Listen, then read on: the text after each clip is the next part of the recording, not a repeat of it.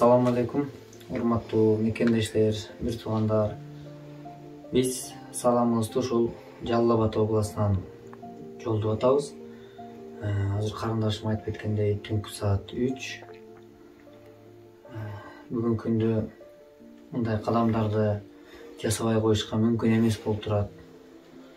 Менин колуман келгени, достор, бир туугандар, мекендештер, менин колуман келгени ушул элдин үнүн элге жеткизип коюу мүмкүнчүлүгү бар. Ошол мүмкүнчүлүгүмдү дагы туура пайдаланайын деп, Кудай берген өмүрдү дагы, Кудай берген убакытты дагы туура пайдаланыш максатында биз бүгүн ушундай сапарлардабыз.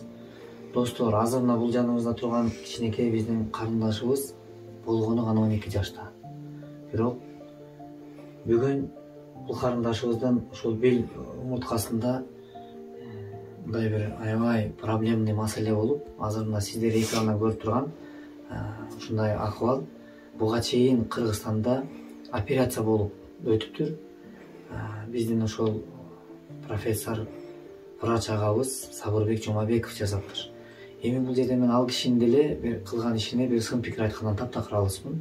Болгону гана ал киши дагы колунан келген аракетин жумушап, жакшыртайын деген аракети болгон, бирок чындыгында жыйынтык болбой калгандыгын эми ал кишилер да билген жок, бул үй бүлөнүн ата энеси да билген жок. Кудайдын жазмышы экен, жыйынтык чыкпаптыр. Эми бул жерде ал жака дагы каражат жумшаштыкта 500 миңге жакын.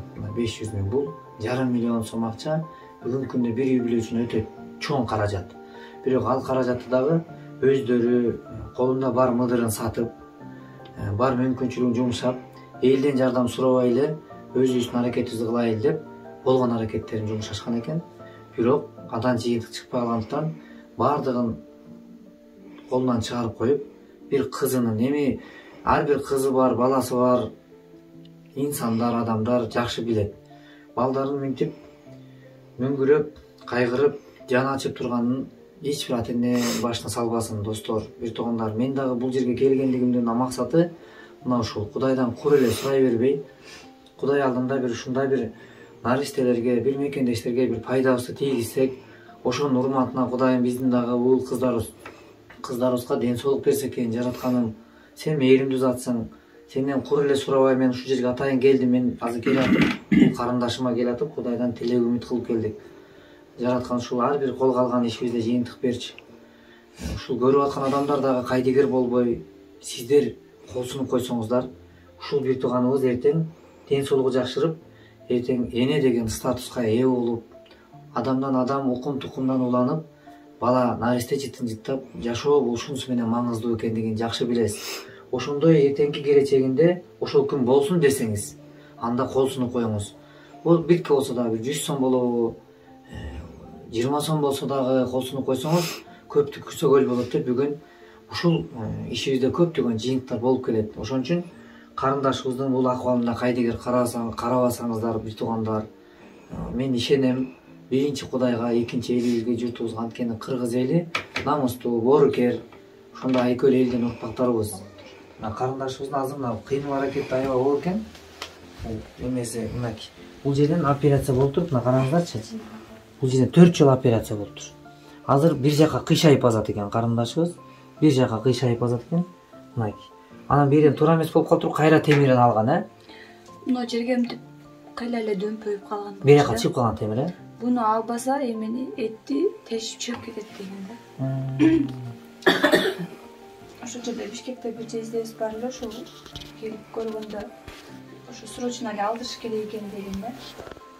Анан кийин алдырганга болбой калды эми. Мынакей урматтуу бир туугандар деп коюлган болчу. Бул жерде ошо темирди кайра алдыртып, бул башынан ушундай 12 жашындагы кичинекей наристе кыз башынан 4 жолу оор операцияны өткүзүп отурат. Бирок азыр дагы бул нерсе менен жыйынтык болбой, мына азыр бул жерде операция болуш керек экен. Бул операциянын баасы $15 000.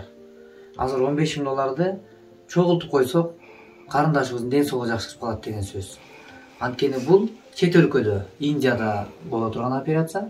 Индияда буга 90-95% гарантиясын берип отурат. Буга чейин мындай операциялар биздин башыбыздан өткүзгөнбүз, жасап келгенбиз, жасай алабыз деген жоопту беришти. Эми достор, бир туугандар, ушул жакшы кылган ишибиздин урматына Кудай Таалам ошол эч бир ушул кол сунган адамдардын үй бүлөсүнө амандык гана берсин, ден соолук гана берсин. Ушундай тилектешпиз Кудай буйрса. Кымбаттуу кыргыз элим, ошо биз дагы ошо биринчи жолу аракет кылдык. Муктаждыгыбызды неме кылбай өзүбүздүн булардын азыраак турмушта бир машинеси бар эле, базары бар эле, баарын сатып, ошо кыз баланын ошо ден соолугу, кийинкилиги кандай болот, кыз балабызды деп жаштыр 12 жашында 4 операция башынан өттү. Бирок ойлогон оюбуз ордуна чыкпай калды. Эми Алланын сыноосу экен, бул да бизди Алла сынап атат. Биз эми ушу кайрымдуулук фондусуна азамат балабызга кайрылып, кайрымдуулуктан үмүт кылдык. Биринчиси өзүбүздүн эмебиз ашпай калды иш жүзүнө. Мындан бияка биздин акыбалыбыз келбей чет өлкөгө чыгышыбыз керек экен. Эми бияка ошо муктаждыгыбызды чечкенге ошо кайрымдуулук фондунун азамат балабыздын көмөгү тийип калабы, себепкер болуп калабы деген үмүттө мына түнкү саат 3:30 болуп атат. Насибети бизге да Аллах жеткизди. Ошо эмебизди бөлүшүп атабыз. Ошо элден журттан жардам сурайбыз ушул кызга. Эми Индияда болот экен да мындай операциялар, бизде болбойт экен. Ошо үмүт кылып кайрылып атабыз кайрымдуулук фондко. Кыргыз элим, жардам бериңиздер, көптү көрсө көл болот. Үмүтүбүздү үзбөй күтөбүз сиздерден. Саламатсыздарбы, урматтуу кыргыз элим, сиздерден көмөгүңүздөргө азыр муктаж болуп отурабыз. Себеби бул менин кичинекей эгиз сиңдилерим. Кичинекей сиңдилерим төрөлгөндө эле тубаса аркасында ашыкча омурткасы бар болуп төрөлгөн экен. Ушуну кичинекей кезинен эле бир жака бир аз кыйшайып басчу, бирок эми бунусун билген эмеспиз. Азыр эми мына 12 жашка келди. 12 жашка чыкканда чоңойгон сайын бели чоңоюп, бою дагы бир аз өспөй эме болду. Ошон үчүн буну Бишкектен операция кылдырдык. Азыр 4 жолу эсептегенде 4 жолу операция болду. Темир коюп, андан кийин темири чыгып кетип, кайра салып, андан кийин дагы темири чыгып кетип, темирин алганга туура келди. Бирок ал операция кылгандын натыйжасы болбогондуктан азыр кайра эле бели аркага дөмпөйүп калды. Бели бою дагы кайра эле эме болуп калды. Эгизинен бир аз кичинераак. Басат, Азыркы абалы мурдагыдай эле болуп калды. Кайра после операциядан кийин бир жака кичине кыйшайып басат жан башынан. Ошол анан биринчи врачтарга көрсөткөнүбүздө ошо бою дагы өспөй калат деп айткан. Андан кийин эми бул келечекте эне боло турган кыз болгондуктан эне болушу мүмкүнчүлүгү болбой калышы мүмкүн деп айткан. Бою дагы мындай башкаларга салыштырмалуу өспөй калышы мүмкүн деп ошентип айткан. Ошондуктан биринчи эле сразу Бишкекте врачтарга кайрылганбыз. Натыйжа болбогондуктан чет өлкөгө чыгууга туура келип атат. Дагы бул менин бир тууган сиңдим болот. Эгиз сиңдилеримдин шериги, чоңу Батма. Бир тууган ооруганы жаман экен, мен да ичим атышты. Биринчи барганда операцияга кирип кеткенде кыжалат болуп отурдум реанимациянын жанында карап. Сиздердин дагы бир тууганыңыздар болсо, сиздерден жардам сурайбыз. Биздин каражатыбыз жетпегендиктен элге кайрылып отурабыз. Ата-энем азыр ушунун айынан башка жакта иштеп жүрөт. Башка жакта иштеп жүргөндүктөн кайрымдуу бол фондуна кайрылып, Азамат байке кайрылып жардам сурап отурабыз азыр. ошол кичинекей кыздын келечегине кайдыгер карабай жардам сурап жардам беришиңерди күтөбүз. Assalamu alaikum кыргыз элим. Бизде да карындаш эже бар, кыз бар. Аны жакшы билебиз. Аны ар бир адам өзүнүн оюна, немесине гана жүрөктөн сезе билет да, аны кызы бар билет. Ошол сыяктуу мен да өзүмдүн кызым ушунун ордуна коюп көрдүм да, ордунда тура алган жокмун жөнөткөндөрчү. Кайра Азамат байкенин өзүнө да чалып, келиң деп жүрүп, Алла себепкер кылып келип, мына байланышып элге кайрылып атабыз. Эми эл деген эл көп түкүрсө көл болот экен. Буга чейин ушу Сагын Айдошев дегенге дагы ушу эл менен болгон. Эл жардам берип, мына айылдаштары болсо, айылдаштары да жардам бериңиздер, карап турбастан. Айыл өкмөт, айыл башчы, айылдык депутат, имамдардан бери көтөрүлгөн да биздин малда. Кудайга шүгүр, бир жыйынтыкка жеттик. Бул дегени бир жакадан баш, бир жеңден кол чыгарыш керек болот. Эми бул карындашыбызга дагы мен дагы Индиядагы врачтардын голосу немелерин уктум.